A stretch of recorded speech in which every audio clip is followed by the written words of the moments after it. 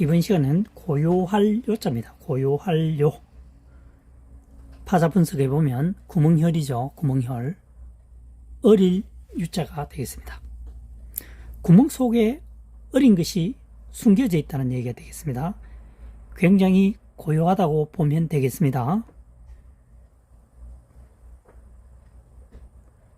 안전한 곳에 동물의 새끼를 지금 보관해 두고 있다라고 보시면 되겠습니다.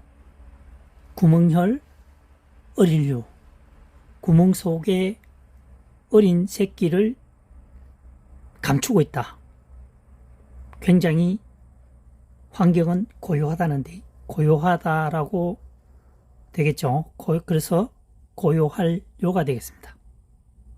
구멍 속에 어린 동물의 새끼를 숨겨 놓았다. 주변 환경은 고요하다고 볼 수가 있겠습니다. 구멍혈자는 집면 나눌팔, 집 속에 흙이 평면으로 붙어 있지 않고 중간중간 나누어져 있다라고 하는 것은 구멍이 발생했다는 얘기가 되겠죠. 그래서 구멍혈자가 되겠습니다. 구멍 속에 어린 것을 감추고 있는데 그 분위기는 굉장히 조용하다, 고요하다, 고요할 요자가 되겠습니다. 이번 시간에는 하늘궁자입니다. 하늘궁, 구멍혈을 포함하고 있는 파생어 하늘궁이 되겠습니다. 구멍혈이죠. 활궁입니다. 활궁, 빈 공간을 향해서 활을 쏘아야 된다는 얘기가 되겠죠. 하늘 방향으로 쏘아야 된다. 멀리 가기도 하고 안전하게 쏠 수 있는 방법이 되겠죠. 하늘궁이 되겠습니다.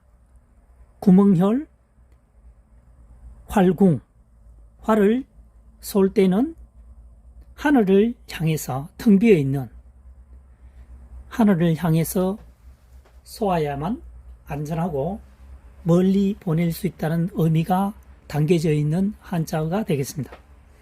구멍혈, 집면 나눌판입니다. 집 내부가 나누어져 있다는 얘기죠. 평면이 이루어진 것이 아니라 흙집으로 짓기 때문에 구멍이 숭숭 나 있다는 얘기가 되겠습니다. 그래서 하늘궁 되겠습니다. 이번 시간에는 움집와자가 되겠습니다. 구멍혈이죠. 입 비뚤어질 개자입니다. 구멍인데 삐뚤어져 있다라고 하는 거죠.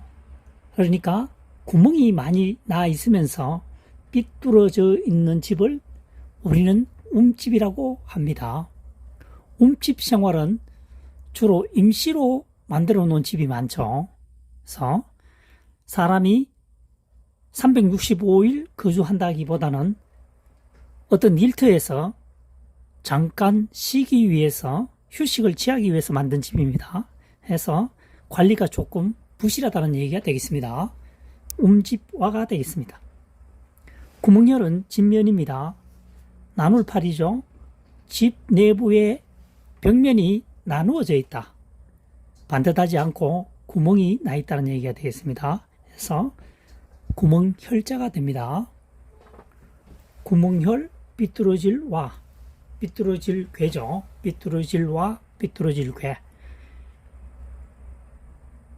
구멍이 나 있으면서 삐뚤어진 집은 움집이란 얘기가 되겠습니다.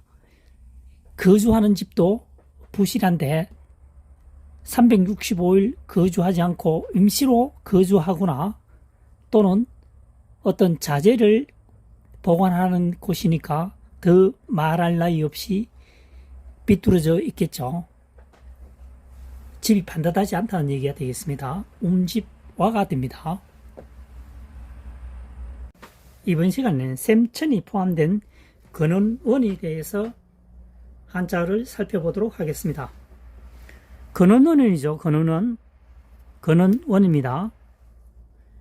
물의 근원인지라는 얘기죠. 그래서 보다 구체적으로 제시하고 있습니다. 물이 나오는 근원지, 그러니까 물수로 포함된 것과 물수를 제외시킨 한자어는 근원원어로 할 때는 동일하게 사용되겠습니다. 근원원이라는 얘기죠. 근원원. 여기에서 물수를 넣게 되면 보다 구체적으로 제시가 된다는 얘기가 되겠습니다. 물이 흐르는 근원이라는 얘기가 되겠죠. 기원.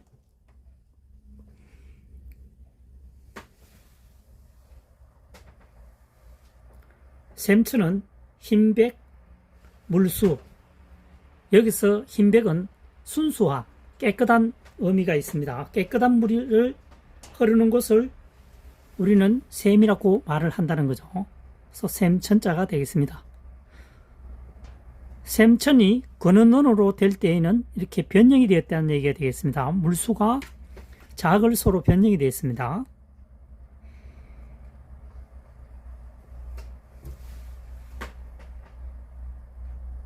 이번 시간에는 샘천자를 기초로 해서, 기본으로 해서 파생되어지는 한자어 줄선에 대해서 설명을 해보도록 하겠습니다. 여기서 줄이라고 하는 것은 밧줄을 의미합니다.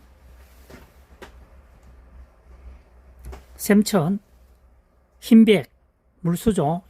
하얀 물, 깨끗한 물이 솟아 나오는 것을 우리는 샘이라고 한다 해서 샘천자가 되겠습니다. 실사, 샘천이죠. 실이 샘처럼 계속 뻗어 나오는 것을 우리는 밧줄이라고 한다. 줄선자가 되겠습니다. 광선이죠. 광선. 빛광, 줄선자가 되겠습니다. 여기선 줄은 밧줄을 의미합니다. 밧줄을 의미합니다. 줄선, 실사, 변이죠. 변이라고 하는 것은 한자의 좌측변에 사용되는 것을 변이라고 합니다. 그럼 우측에 사용되는 것은 방이라고 하죠. 외우는 방법은 변방.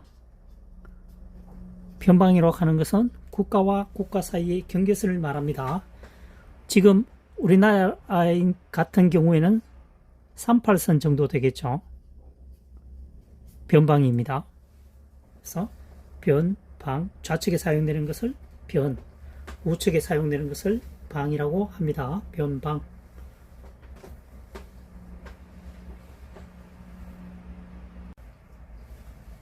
이번 시간에는 먼저 쓴 벗은록 한자에 대해서 살펴보도록 하겠습니다. 공통사항은 걷는 사람인이죠. 사람인 발이라고 하는 것은 이 한자가 먼저 쓴 벗은록에 보면 아랫부분에 해당이 되겠죠. 사람으로 가정하면 발 부분에 해당한다 해서 사람인 발을 붙인 겁니다. 걷는 사람인. 먼저 선을 살펴보도록 하겠습니다. 소우. 걷는 사람이죠. 소와 사람이 함께 갈 때는 소가 앞장서서 간다는 얘기가 되겠습니다. 그 다음 벗은록. 흙토, 걷는 사람인이죠.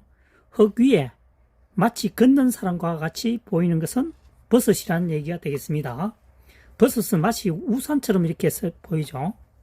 그래서 하얗게 보이는 것이 마치 사람이 걸어가는 것처럼 보인다 해서 벗은록이 되겠습니다.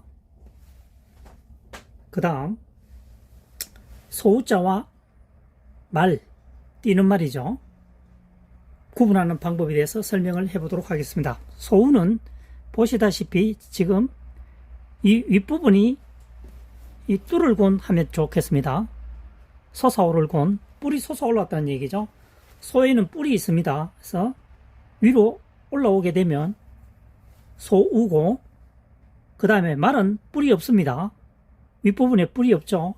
그래서 말오가 되겠습니다. 밤낮 할 때 낮입니다. 사람들은, 사람인이죠. 10시입니다. 사람들은 10시를 낮이라고 말한다는 거죠. 낮오, 말오가 되겠습니다. 소우. 걷는 사람인은 우리가 알고 있는 사람인. 그래서 옆에서 보는 모습입니다. 그래서 사람인이죠. 사람인인데 걷는 사람인은 사람이 걸어갈 때에는 이 앞발이라고 생각하시고 뒷부분, 뒤에 가는 발이죠.